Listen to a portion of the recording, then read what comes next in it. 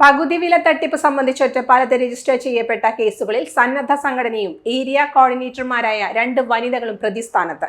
മനുശ്ശേരി കണ്ണീമ്പുറം സ്വദേശിനികളായ 2 പേരുടെ പരാതികളിലാണ് ഒറ്റപ്പാലം പോലീസ് 2 കേസുകൾ രജിസ്റ്റർ ചെയ്തത്. സ്കൂട്ടർ വാഗ്ദാനം ചെയ്ത് ഇരുവരിൽ നിന്നുമായി പണം തട്ടിയെന്നാണ് കേസുകൾ. മനുശ്ശേരി സ്വദേശിനിയിൽ നിന്ന് 56,250 രൂപയും കണ്ണീമ്പുറം സ്വദേശിയിൽ നിന്ന് 66,500 രൂപയും തട്ടിയെന്നാണ് പരാതി. രജിസ്ട്രേഷൻ ചെലവടക്കം ഇതിൽ ഉൾപ്പെടുമെന്നായിരുന്നു വാഗ്ദാനമെന്ന് പോലീസ് പറഞ്ഞു.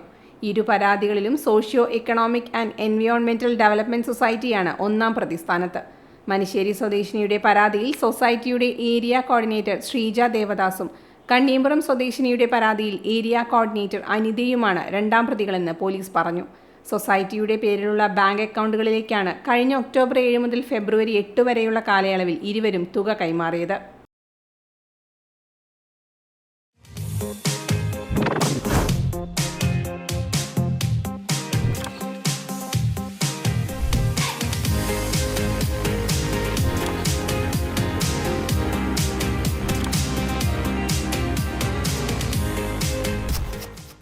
Dot view news.